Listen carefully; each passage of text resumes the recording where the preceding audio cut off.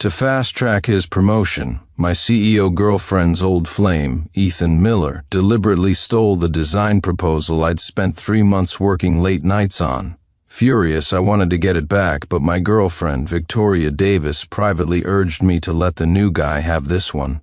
Later, when the design was embroiled in a plagiarism scandal, Victoria was the first to testify against me, pinning the blame squarely on my head and demanding I cover millions in damages. Your salary is so high, she argued, paying this amount is nothing to you.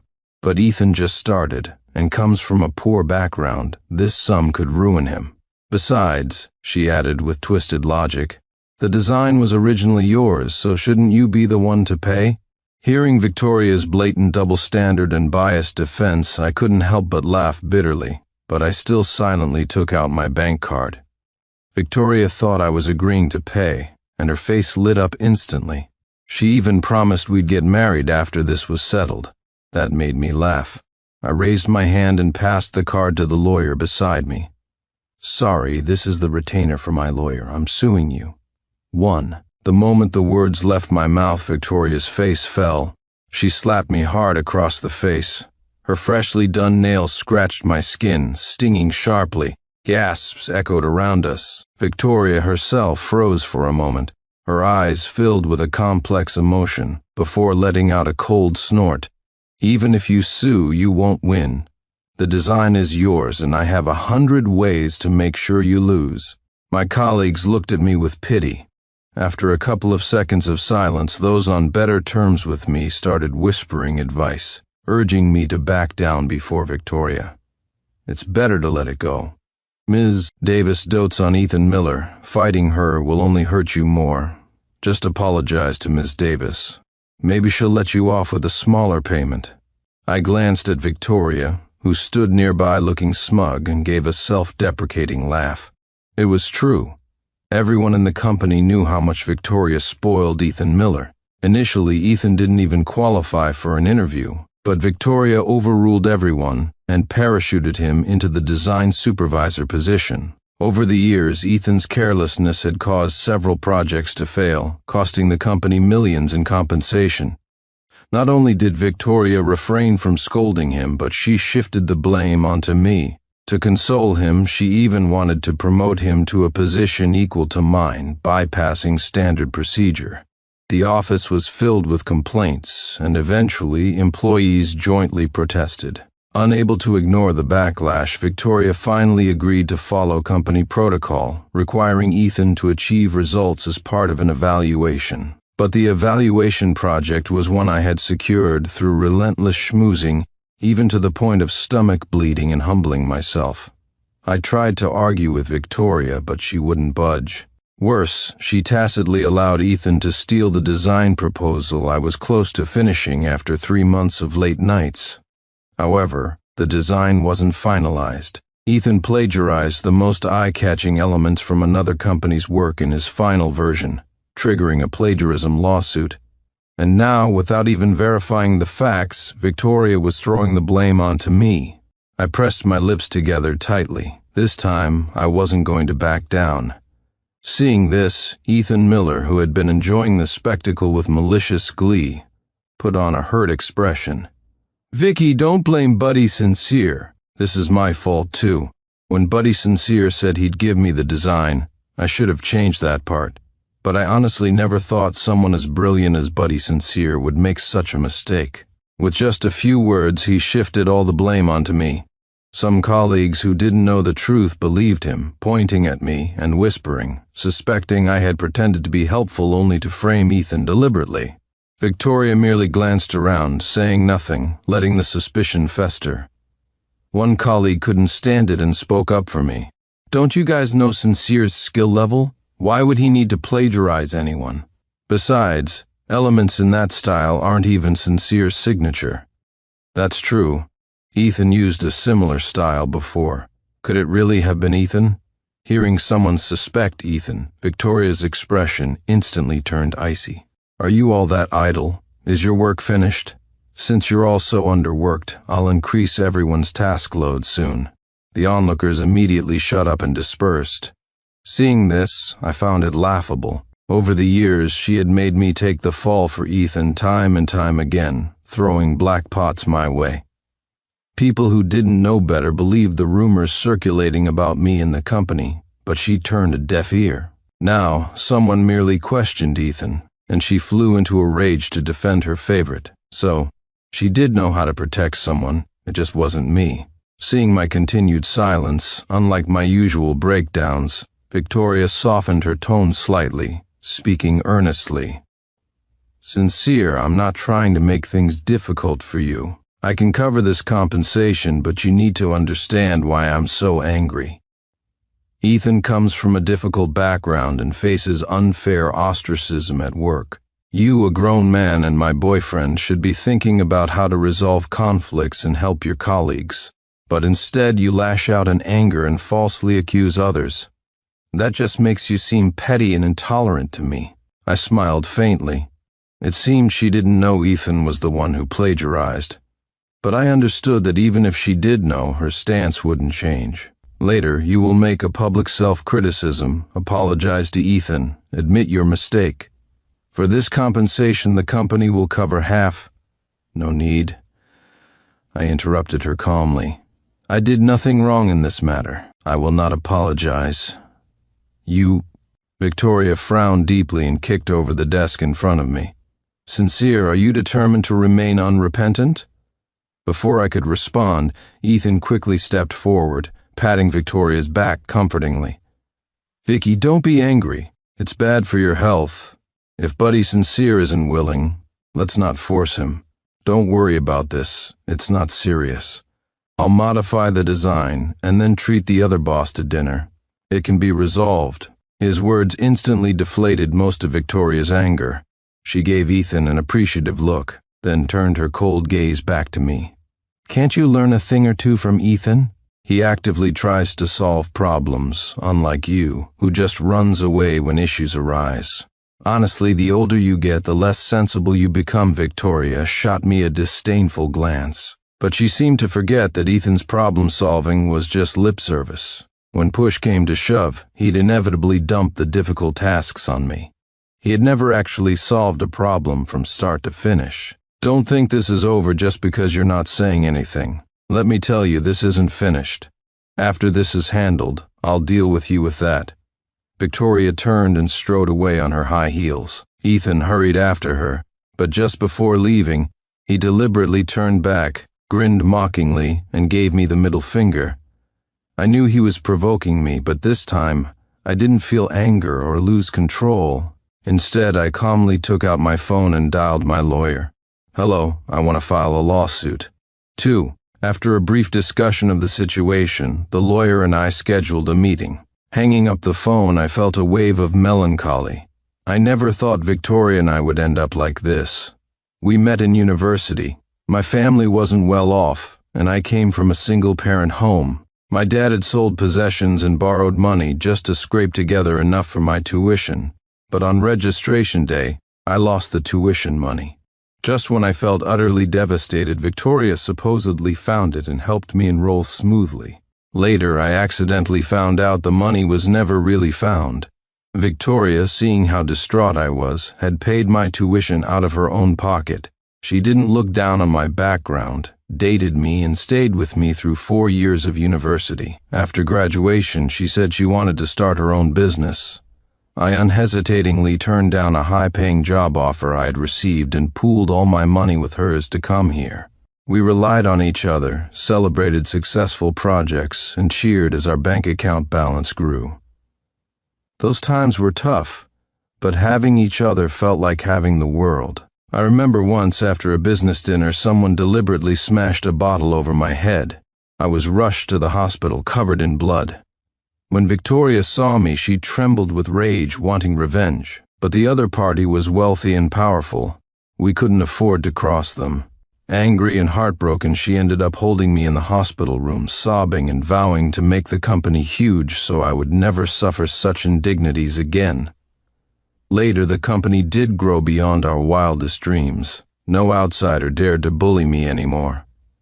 But now, the one causing me pain and breakdown was her. Ever since Ethan returned from abroad, she publicly berated me in the office for his sake and handed over projects I had worked hard to secure multiple times. Each time I convinced myself to wait a little longer, reminding myself of her past kindness and our relationship. That waiting lasted 3 years, until I understood that Ethan was her old flame, the one that got away. I finally lost all hope in her.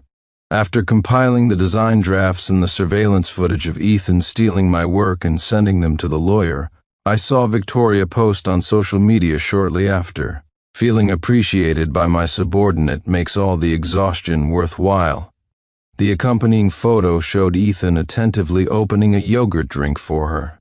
The background was a dinner table, and a small full glass of white wine sat in front of her. Presumably they were dealing with the plagiarism issue. In the comments, people who didn't know the situation praised Ethan for being thoughtful and urged Victoria to get together with him. As the company grew, Victoria remained reluctant to marry and never proactively clarified our relationship publicly.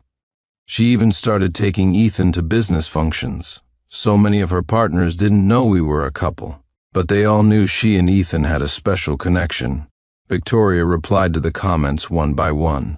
No clarification, no explanation, ambiguous as always. Before, I probably would have gotten jealous, called her angrily to argue, only to be accused of being controlling, followed by the silent treatment, after which I'd have to find ways to appease her. Thinking about it now, it seemed quite pointless. Besides, I knew she posted it deliberately for me to see. I ignored it and continued gathering evidence for the court case. About half an hour later, Victoria called me directly. "Where are you?" she asked tentatively. "Home. You didn't see my social media post?" Her voice held surprise. "I saw it." "What's up?" Victoria was probably taken aback by my coldness and was momentarily speechless. "I'm out entertaining clients, busy dealing with your plagiarism mess, practically drinking myself to death out here, while you're cozy at home." She sneered. "Get over here right now. I want to see you within 10 minutes. She hung up immediately. But just before she did, I heard Ethan's voice. "Vicky, did Sincere say when he'll arrive?" "You really can't drink anymore." That made me laugh. So, she wanted me to take over the drinking duties. Ethan was allergic to alcohol and couldn't touch a drop. When she couldn't drink anymore, she expected me to step in. If she drank herself to death, she brought it on herself. I couldn't be bothered and turned off my phone. By the time I had gathered most of the evidence, I glanced at the clock. It was already past midnight. I expected Victoria to threaten me with staying out all night to force me to submit. But just then, I heard a noise at the door. Victoria stumbled in, unsteady on her feet, barely able to stand. "3. What's wrong with you today? I told you to come find me, why didn't you? And your phone was off the whole time?" She slurred her words, standing in the doorway, holding out her hand, expecting me to help her. I snorted derisively and looked away. "Busy. No time. What could you possibly be busy with? Is anything more important than my matters?" Victoria scoffed. "Yes, actually, the matter of suing her." But I resisted the urge to tell her. Seeing I still made no move to help her, she frowned, finally leaning against the wall and stumbling onto the sofa. "Sincere, you've become so petty. You weren't like this before." "Right. Ethan's magnanimous, much better suited for you." "What's with the sarcasm?" Victoria's brow furrowed tightly. "Do you know what Ethan did today? Because you weren't there, those people kept forcing drinks on me. Ethan, despite his allergy, drank a whole bottle for me." Her tone suggested Ethan had done something incredibly heroic. But this whole mess was Ethan's fault in the first place. Dealing with the fallout was what he should have done. Looking at Victoria's pained and conflicted expression, I knew arguing would only provoke a more defensive response from her.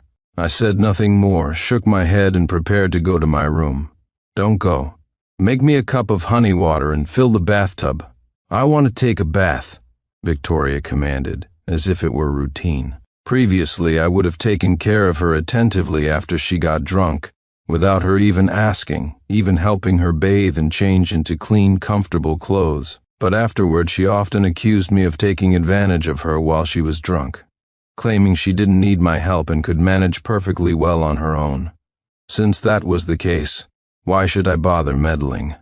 Ignoring her, I went straight to my room. Victoria was furious, but fueled by alcohol, she merely threw a cup heavily in the direction of my door before drifting off into a stupor on the sofa. For the first time, I left her to sleep on the sofa all night. The next morning, the look she gave me was glacial enough to freeze water. I completely ignored it, got ready as usual, and prepared to leave for the office. Things were tense with Victoria, and I knew I should leave the company. But there was still a project my team needed to wrap up. They had worked hard for a week, and the client had finally agreed to discuss the contract. Today was the signing day. I finished dressing and went to the living room. Victoria was applying lipstick in front of the mirror. Her makeup looked similar to usual, yet somehow more elaborate than before. Before I could ponder it, Victoria caught my reflection in the mirror, rolled her eyes, slipped on her high heels, and opened the door without even grabbing her car keys. I was about to remind her, but then I noticed something out the window. Parked next to the car I usually drove to work was a new white Audi. Ethan was half leaning into the car, doing something furtively. Seeing this, I scoffed. So, she had a ride. Ignoring it, I finished getting ready, grabbed my keys, and went downstairs.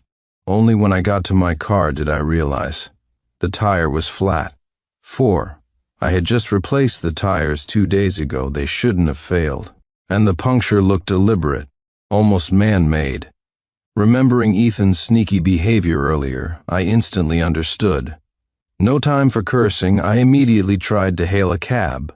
But this area was somewhat remote. Hailing a cab usually took over 10 minutes. Now during peak morning rush hour, it took me half an hour to find one. I told my team members to stall the client while urging the driver to hurry. But by the time I reached the office, the client had already left. Buddy Sincere, did you forget we were signing the contract today? Why were you so late? Ethan clicked his tongue. What now? You've caused the company a loss. According to regulations, your salary will be docked. His words feigned sympathy, but his lips were practically curled up to his ears in a smirk. A team member couldn't stand it and whispered to me. Sincere, the client wasn't that difficult, actually. I had convinced them to wait longer, but then Ethan went to talk to them. I don't know what he said, but they stormed off angrily. We couldn't stop them. Sorry, Sincere. Hearing the self-blame in his voice, I reassured him briefly. I looked up at Ethan, my expression darkening, and walked towards him. Buddy Sincere, what are you doing? It's not my fault you were late. Why are you looking at me like that? Before he could finish, I grabbed the contract folder and slammed it hard onto his head. Nearly a week of the team's hard work down the drain. If I didn't do something now, I wouldn't be able to respect myself. Ethan clearly hadn't expected me to resort to violence. He froze for a second, then shrieked, Sincere, are you crazy? How dare you hit me? The words barely out, I landed a solid punch directly on his jaw. Yeah, I hit you. So what? Don't like it? Fight back. Ethan screamed and lunged, trying to grab my hair. I kicked him squarely in the stomach, sending him flying backward. I work out regularly. He was frail. In a physical fight, he was no match for me. Ethan shrieked for the onlookers to help. They had been standing around watching the drama, but at his plea, they immediately started bustling about, pretending to be busy. Just then, Victoria heard the commotion and came down from upstairs. Ethan, what happened to you? Seeing Ethan on the ground, she rushed over anxiously and helped him up. Clutching at her like a lifeline, Ethan leaned on Victoria's shoulder. He whimpered pitifully. Vicky, don't blame Buddy Sincere. He was just upset about being late and missing the contract signing. That's why he lost his temper and attacked me here at the company. I'm fine. You should go calm Buddy Sincere down. Hearing this, Victoria's gaze turned even colder as she glared at me. Sincere, you mess up big time, and then you dare assault someone here? Feeling tough, huh? Fine. You won't see a dime of your salary for the next year. It will all go to Ethan as compensation for medical bills and emotional distress. My team members saw this and wanted to speak up for me. I silently stopped them. It doesn't matter. I won't be taking any future salary anyway. I quit. 5. I handed her the resignation letter I had prepared earlier. Surprisingly, Victoria froze for a second. Hesitation flickered in her eyes. Seeing this, Ethan grew anxious, then tearfully added, "Vicky, you can't let Buddy Sincere go. He's your boyfriend after all. But I know company rules state that if employees fight, only one can stay. It's better if I leave. The company will be fine without me anyway." With that, Ethan made a show of leaving.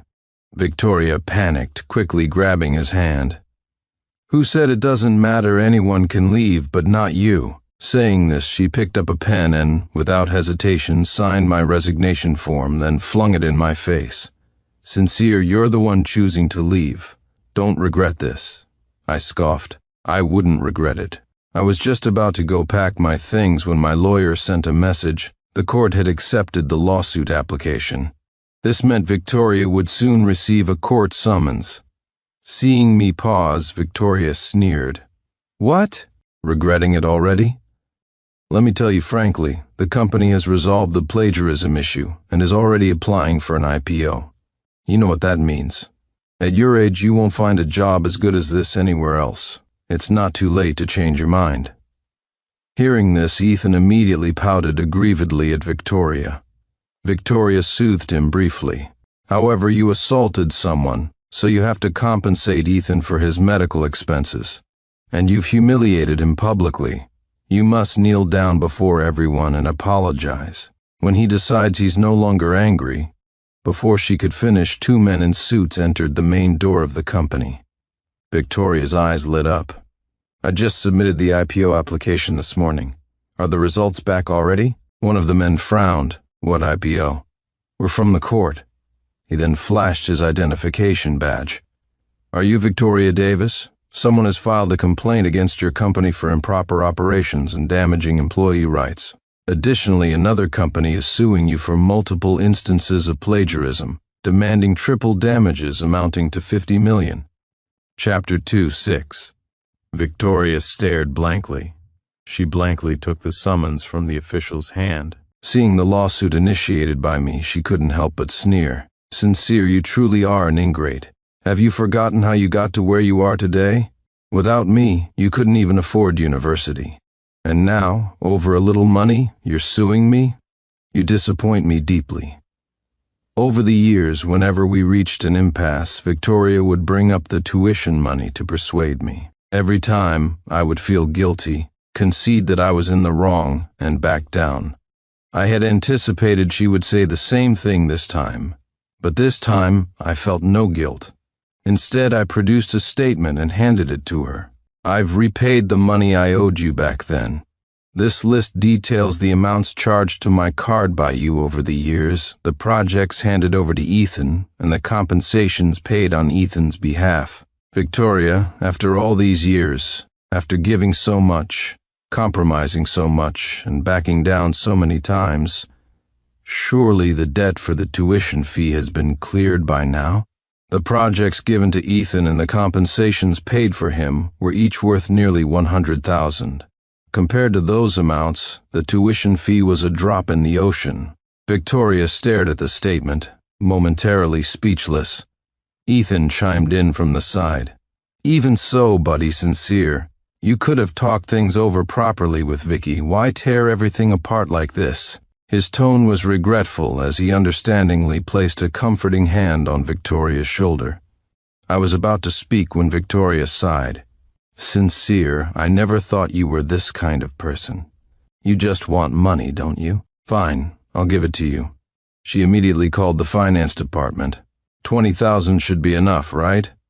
Ethan quickly nodded in agreement. Setting aside the fact that this design was never finalized and even caused a lawsuit, even if it had been successfully adopted, that price is inflated. Victoria said nothing, implicitly agreeing with him. I scoffed inwardly. Victoria had intended to use this project and design to promote Ethan. Its value was obvious, but now she was treating me like a beggar. However, I couldn't be bothered to argue with her anymore. Hearing no objection from me, Victoria smiled and addressed the court officials. "We've reached a private settlement. You can leave now."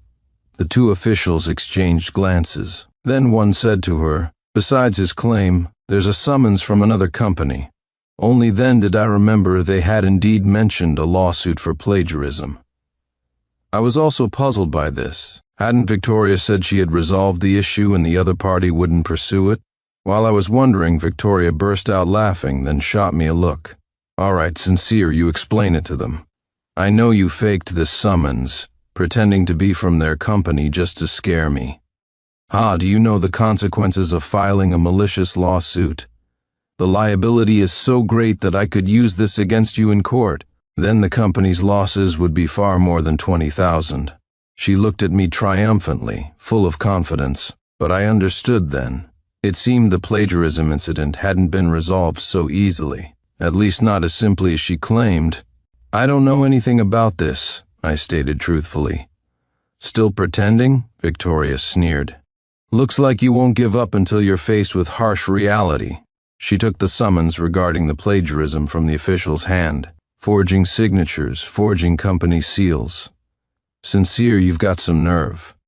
Don't you know, with multiple offenses combined, the penalty will be much more than just a fine. I'm calling them right now. You just wait to serve jail time." Saying this, Victoria took out her phone and dialed a number. As she dialed, she kept glancing sideways at me. I knew she was waiting for me to break first and admit fault, but the next second the call connected. When Victoria stated her reason for calling, the response from the other end made her smiling face instantly freeze. 7. "Miss Davis, regarding this matter, please contact our legal department," the voice on the other end said coldly. So the lawsuit she held was real. The other party was genuinely demanding compensation, $50 million. Even for a company applying for an IPO, this was a huge sum for Victoria. Victoria panicked. "But you clearly said that day that we had reached an agreement and wouldn't pursue the matter of this design anymore. We are not pursuing this specific instance. We are pursuing past incidents. Now, my time is very valuable. If you have any issues, contact our legal department. Do not disturb me again." With that, before Victoria could respond, the person hung up. Anxious, Victoria tried dialing again. I clearly saw Ethan's eyes dart around unnaturally, as if he had a guilty conscience. Understanding dawned on me. Victoria dialed several more times, but the calls went unanswered. Finally, the line went dead, indicating she'd been blocked or the call directly rejected. Furious, she slammed her phone hard onto the floor. Seeing this, the court officials didn't linger. Confirming the message had been delivered, they left promptly. I followed them, preparing to leave as well. Before going, looking at the distraught Victoria, I couldn't help but say, "They said they're pursuing past incidents. Instead of freaking out, you'd be better off investigating properly, figuring out how to apologize to them, and seeking forgiveness." I had witnessed the company's journey step by step. I didn't care much about Victoria herself anymore, but I hoped the company's reputation could at least be somewhat preserved. Victoria froze for a moment, then suddenly rushed after me. She grabbed my arm tightly. "Sincere, you handle this. You've dealt with similar situations before. I trust your experience. You can definitely win this case." Design firms inevitably encounter such issues. When the company was newly founded and growing rapidly, envious competitors often spread slander. Because of this, in the early days, besides my regular duties, I also had to act as the company's legal counsel, handling these defamatory claims. Thinking about this, I couldn't help but recall her earlier threat about me facing jail time. Another wave of coldness washed over me.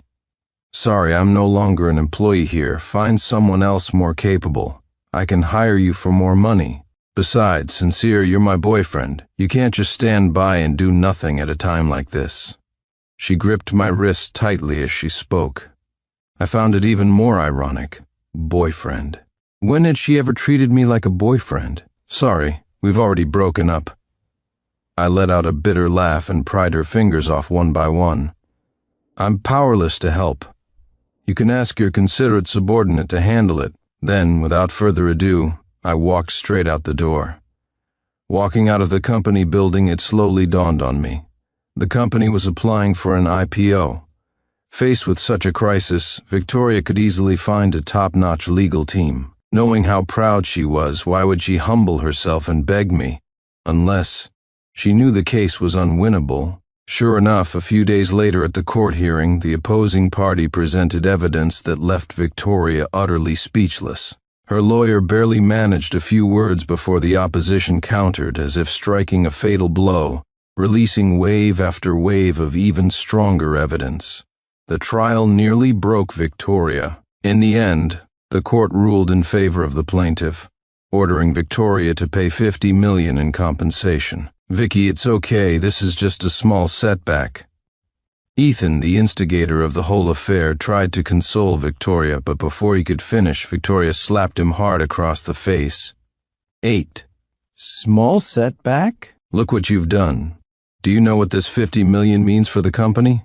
Losing all composure, she yelled at Ethan publicly in a fit of rage. Seeing this unfold on television, I felt somewhat surprised. Previously, she had always treated Ethan like a precious gem, coddling him excessively. This seemed to be the first time Victoria had ever lost her temper so severely with Ethan. It appeared the incident had hit her hard, but it was no longer my concern. After resting for a couple of days, I sent my resume to companies I admired and soon received a response. The company was flatteringly eager, immediately offering mutually agreeable terms. I accepted the position smoothly and moved to an apartment near the new office, throwing myself into work and familiarizing myself with the new company. My life and career slowly got back on track before long. Then one night, Victoria suddenly showed up at my place. We hadn't seen each other for some time. She looked much more haggard than before. Heavy dark circles under her eyes couldn't be concealed by makeup, and her usually meticulously cared for hair looked somewhat frizzy.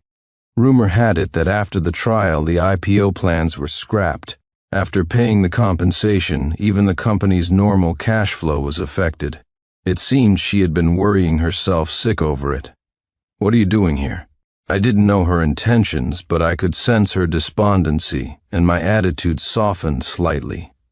After all, if she tried something drastic after our conversation, it would still be trouble for me. Victoria's eyes instantly reddened. "Only after you left did I realize how empty the apartment feels.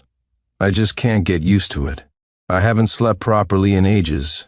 Every time I close my eyes, I think of you. Every day I want to see you. We were together for 9 years. I realized that from start to finish I can't live without you." Saying this, she tried to grab my hand. I pulled away without hesitation, finding it laughable. The property manager in my old complex was friendly with me. The day after I moved out, he told me Ethan had moved into Victoria's apartment.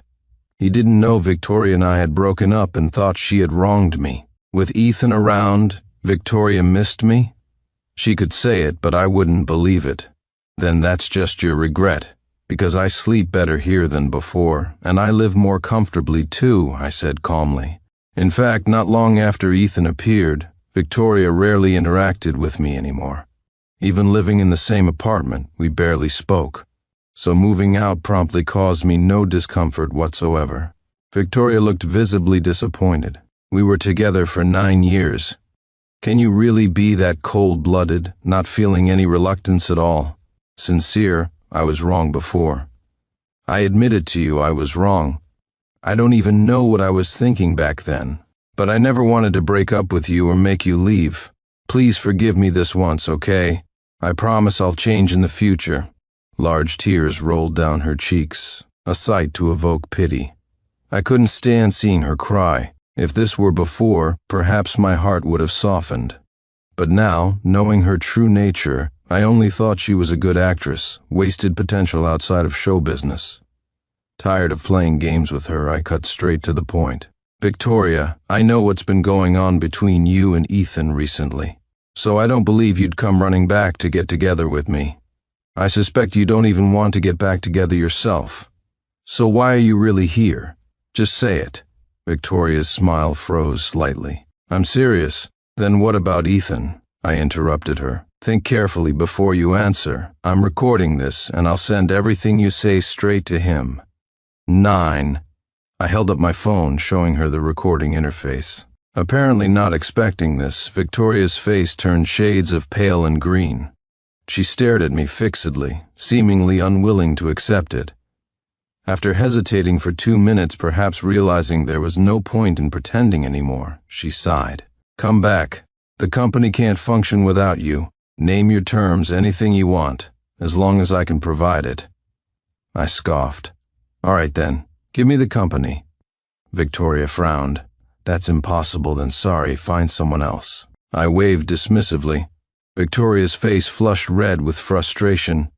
"No matter what, you founded this company too. It was the first successful thing you did after graduation, like your first child. Can you really bear to abandon it?" I turned back and looked at her seriously. She was right. I had stayed by her side right after graduation, helping her build the company step by step. Using her past help as leverage, she made me work for free. Using our relationship as a reason for me to cherish her, she took all the shares. Fueled by emotion and passion, I accompanied her this far. Now my heart had grown cold, my passion cooled. If the first child is gone, there can be a second, a third. Dwelling on the past is useless. People's eyes look forward, and their feet must move forward too. You should go back too. Don't come here again, whether you have something to discuss or not. Wasting no more time on her, I turned and went back to my room. The door was kicked hard twice. Victoria seemed unable to hold back any longer, and yelled furiously through the door, "Sincere, I should never have helped an ingrate like you then." The sound of footsteps faded away.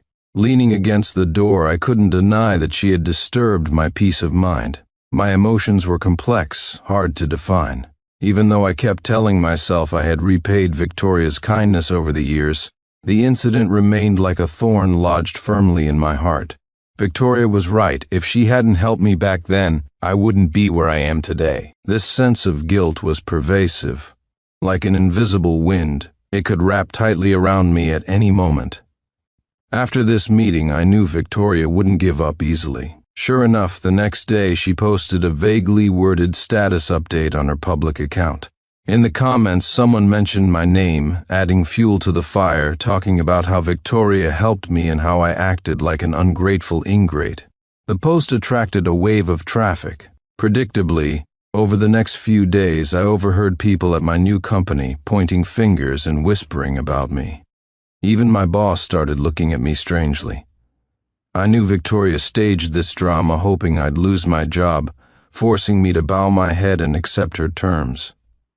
The feeling of despair washed over me again, like drowning. I went to the company rooftop to contemplate my situation, chain smoking 3 cigarettes. Finally, I threw the butt onto the ground and crushed it with my foot. If I backed down again, Victoria would keep pushing. Since she wanted a war this time, I would fight her to the end. Just as I was about to go downstairs to draft a clarifying statement, my former university roommate, David Jones, contacted me. "Weren't you and Victoria doing well? How did things get this bad?" His voice was full of surprise. I sighed helplessly. I told him everything that had happened recently. After learning the whole story, David became agitated. "Then why aren't you fighting back? Why are you letting her slander you like this?" I was about to explain, but he suddenly interjected. "By the way, Victoria didn't pay your tuition fee back then." 10. It was your dad. He came to the university to see you, heard you lost the money, and asked me to help cover it for you. But he was afraid you'd feel burdened, so he asked me to tell a white lie for your sake. I was supposed to give the money to you directly, but I had an emergency that day, so I asked Victoria to pass it along. I stood there, stunned, as if struck by lightning. Back then, my family was so poor. How could my dad possibly come up with another sum for tuition? I double-checked with David multiple times, and he insisted he remembered correctly. I was wondering myself how the story changed to Victoria paying for it, he added. After hanging up, I immediately called my dad, George Clark. Years had passed, and our family wasn't struggling as much, but I was often busy with work late into the night and rarely had time to call home. He sounded surprised to hear from me. "Not busy with work today?" His tone was casual, but I could still detect the underlying joy. My heart ached. I didn't tell him about the situation with Victoria, but eagerly asked about the tuition fee incident. Someone told me that you were the one who covered my tuition again back then. Is that true? My dad was silent for a moment, then sighed. Damn it, I worked hard for that tuition money, and you lost it. I almost didn't want you to go to university anymore, but seeing you crying like a lost puppy, I figured, forget it, everyone makes mistakes. That money. Just as I was about to ask where it came from, I suddenly remembered something. After that incident, when I went home, there were several unexplained needle marks on my dad's arm. He claimed it was from getting IV fluids for a cold, but thinking back now, he had always been robust and rarely got sick. Even when unwell, he would tough it out, unwilling to spend money even on an injection, let alone IV fluids. Conversely, it was only after that period that his health seemed to decline, and he started getting sick often. All right, stop asking. It's all in the past. By the way, how are things between you and Victoria? When are you planning to get married? My dad's tone softened. He had actually never met Victoria. In our 9 years together, whenever I suggested taking her home, she always found excuses. Thinking back now, it was clearly because she had a guilty conscience. Victoria and I broke up. Don't worry, Dad, I'll definitely find you a better daughter-in-law. After hanging up, I didn't hesitate any longer. I posted all the evidence, online proof of everything I had done for her over the years, exposing her lies, including the truth about the tuition fee.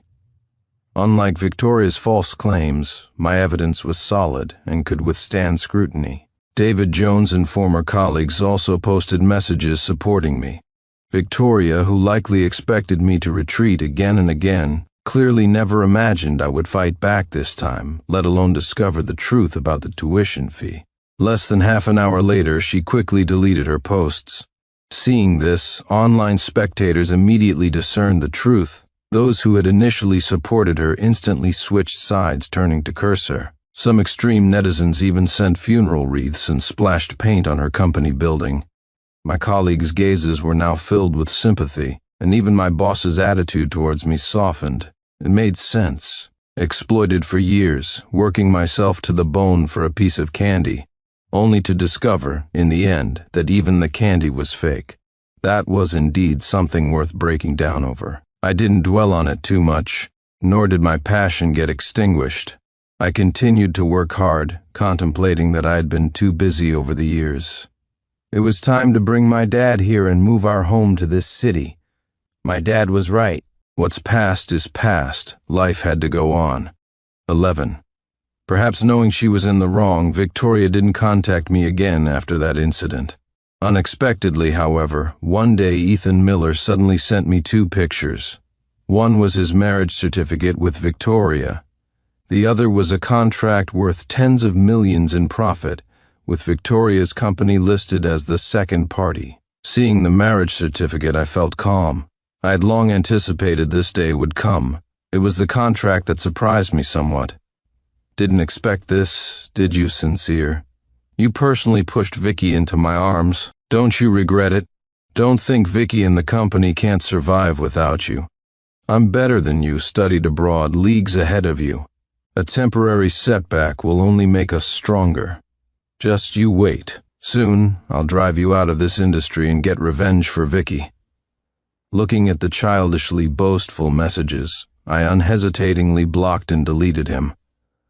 What bad luck. I thought they might try to sabotage me further, but unexpectedly, half a month later, I received news. Victoria's company had declared bankruptcy, deeply indebted to the bank. All assets under the companies in her name were frozen. According to insiders, the lucrative contract was actually a trap. Ethan hadn't recognized it. Victoria, having been down for so long, suddenly received an investment opportunity brought in by Ethan. Overjoyed and blinded, she naturally missed the red flags too. In the end, they fell into the trap. Unable to repay the massive debt, the company was auctioned off by the court. Shortly after, word spread that Ethan was demanding a divorce from Victoria. She refused vehemently, and the dispute ended up in court. During the proceedings, Ethan publicly assaulted her. Later, Late one night, Victoria turned on the gas. The entire city saw the piercing flames of the massive fire. By then, I had used my recent salary and bonuses to buy a small apartment and had brought my father to live with me. Some people die, and they are truly gone, while others continue to live on brightly. End.